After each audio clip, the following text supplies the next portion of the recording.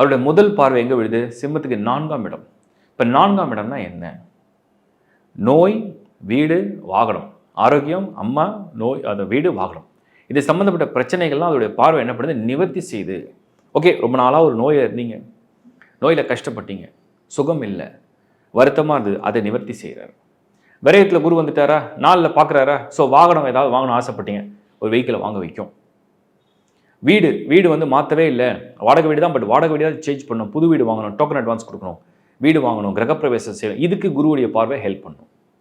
So வீடு, வாகனம் மாற்றம், வீடு ரெனிவேஷன் பண்ணுறது, வாகனத்தை ரிப்பேர் பண்ணுறது, இந்த மாதிரி விஷயங்களை பண்ணுது.